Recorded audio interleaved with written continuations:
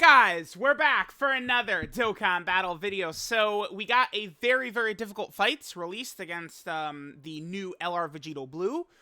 Now they gave him a backdoor. He is very difficult. You know, he basically does like the most damage in the game, but he's doing it turn 1 and he double super is very nasty.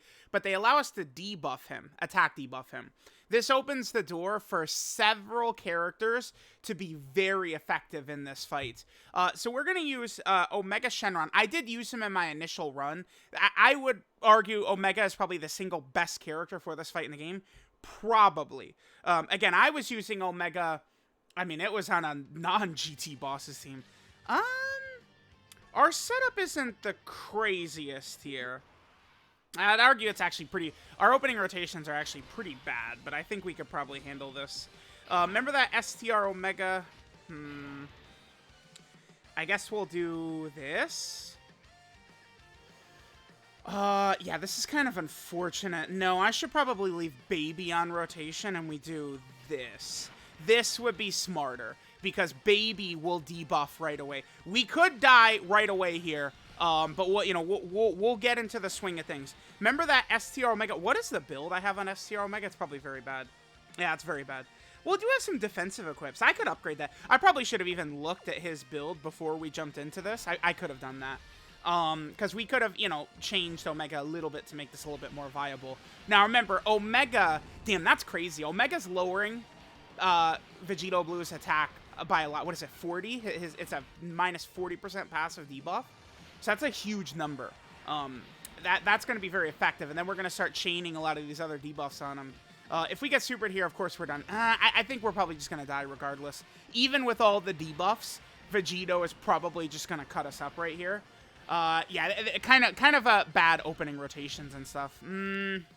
Yeah, we're not living this, right? This goes to show how hard this guy hits, right? All of these debuffs, and he's still cutting through us to this extent. This AGL Super 17, oh, we did live.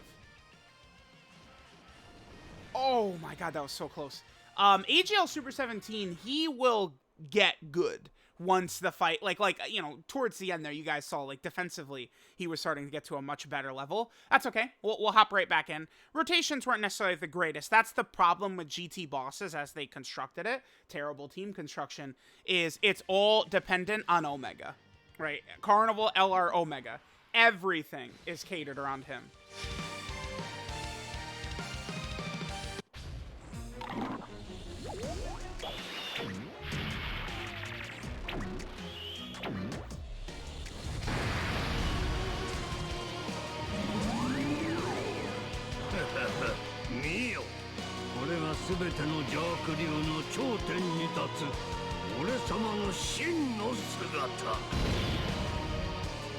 I love Omega's. Omega is so good.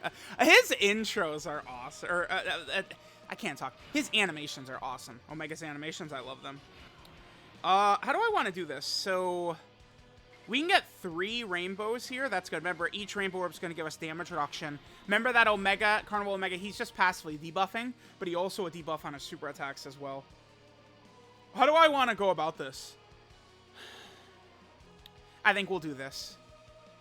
To me, it feels like chances are very high that Omega will super, that Vegito Blue would super at the end, right? Like at the start and at the end. His right away, his cooldown is pretty low. Let me pull up his stats. I think he could super the 17s. The 17s, of course, would have to dodge. This will probably do damage. 141, that's not really too bad. Considering we haven't really started to get the nasty debuffs going. But, I mean, he's got type advantage. He's debuffing. Remember that Omega does also have the revive, too. That's the thing. Like if the longer the fight goes on, the more of an advantage we're going to gain. And then eventually, Omega could potentially revive and reset for us. Super 17 probably won't be so bad to get out in this fight. Depending. We'll see. Yeah, his cooldown is only 4 attacks, so he could super attack right here, Vegito. HL Super 17 would live, but... I do have to remember, we are going up against a super class enemy, though, so they're going to be a lot more impressive going up against a super class enemy. Yeah, that's good. That's good. That's good. Okay, okay, okay. So our chances to dodge are going to be looking pretty good right here, even if Vegito does try and super attack us. The one thing that does suck about this character is the way they're set up. Full dodge, I think, really would... Like, Transform Super 17 actually has to get hit so many times that I think a full dodge would hurt him. Super attack would not kill us right here. All right, so we are in revive range. This is good for us. So for the rest of the fight, we're going to be in revive range. I think we're probably just going to die. Vegito, it's unbelievable to me that he chooses to do this many attacks at the end. We might die. Wait, we're at 30, 40. We're above 50 already. Whatever. Let's just get the same type orbs. Let's just heal up. I mean, I guess he is very heavily debuffed at this point, right? Like Carnival Omega, 25% debuff. STR Omega, he's giving the 40% debuff. So we just have so many debuffs kind of like stacked on top of him. Now, also here, I do want to talk about the Tech Baby. So notice we're using Tech Baby here as well. Tech Baby, I mean, he's not going to be the craziest, but he gets a lot of his extra stats here against a Pure Saiyan. So Baby is getting an extra 100% defense, guaranteed to hit, guaranteed crit, guaranteed stun, 3 key, and 180% attack against a Pure Saiyan enemy. That's everything Baby is getting against a Pure Saiyan enemy. No super? Is that a thing he always does, is he doesn't super in the second turn? Is that a real thing? I feel like I did the video with Cooler earlier, and Vegito didn't super in the second turn as well. Is that actually a thing? I want to keep that in mind. What are the chances that 2 runs in a row he just doesn't super in the second turn? Okay. So we'll be able to pop our active right here, and then we're going to be able to pop the active next turn with the other Carnival Omega. This debuffs him by 30%, and it also disables enemy action, too. We're going to attack break the first hit. So I think we are good to go. It's going to be tough for us to lose from this point on.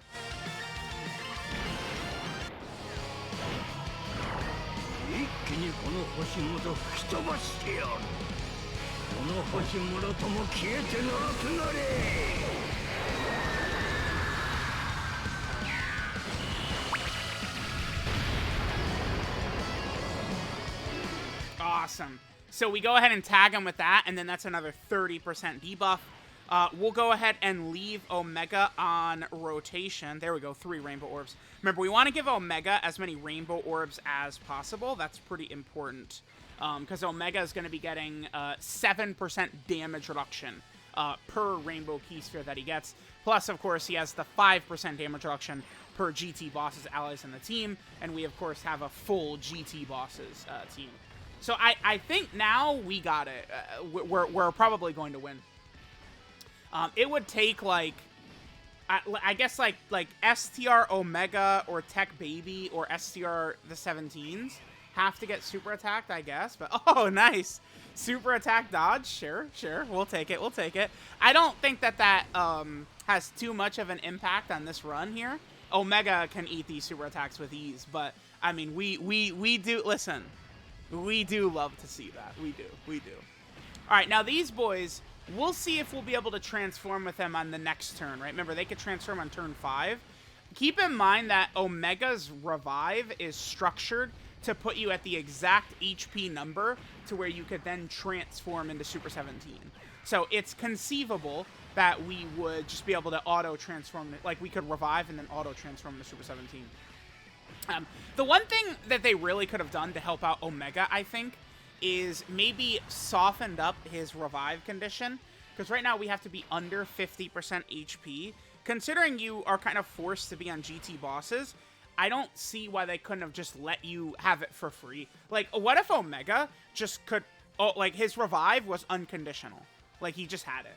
That, I think, would give him way more, because he'd be kind of like a better LR Middle Cooler at that point, right? Like, even without GT bosses, we could run him on, Fusion Zamasu's team. And all right, Omega's on rotation. He could always revive. I think that would have been good for Omega. I mean, I know we're in a video where he's dominating and, the best fight in the game for him to dominate. But, like, he is a Carnival LR, which Dokkan has kind of established seems to be close to Dokkan Fest LRs. And Omega while he can do some stuff, I would argue he's not quite good enough. He should be dominating most of the content in the game, right?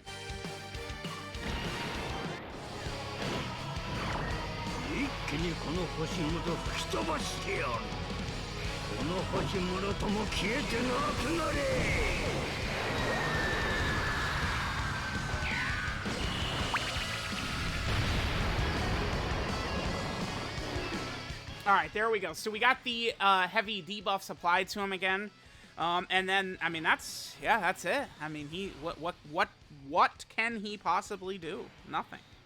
He has no. Poor Vegito. Vegito is just sitting there helpless. He's like, wait a minute, I thought y'all said Omega was bad, man. What is this? I can't do anything, man. Yeah, poor Vegito. He's like, what? I thought Omega was bad. Why can't I kill him? Yeah, sorry, buddy. Yeah, too bad, dickhead. Oh, nice damage. Uh-oh, yeah, too bad. Yeah, that active... This is... To be fair to me, right, I did say, if there's a fight where we could take advantage of these debuffs with Omega, he will kill that fight. You could go back and check. I did say that.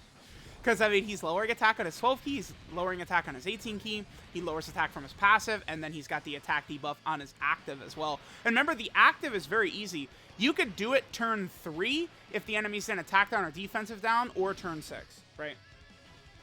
Oh, remember, too, I've talked... Oh, how much will this do? Let's see. He's so debuffed, but Super 17 hasn't built up very much, right? This will be fine. This could be fine, because this could just push us into Super 17 transformation territory. Oh, only 70. Yeah, nothing. Not a damn thing done. Keep in mind that STR Omega, by the way, he does support full power. So STR Omega is supporting our Carnival Omega.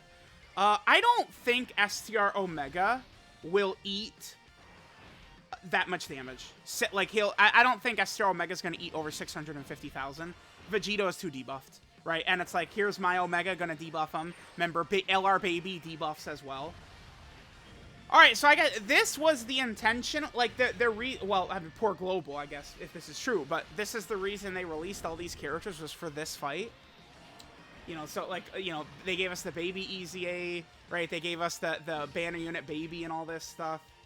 Oh, man, imagine if Omega dies right here, that would be so sad. Oh, no, we're good. That's the second super.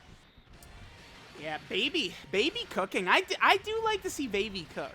And remember, Baby, we didn't even get to utilize it in this run, but Baby can go Great Ape. You know, the Great Ape, which Baby's Great Ape has a 50% chance to crit. Baby would do significant damage. Baby would be effective, man, for sure. And then that's Shiji.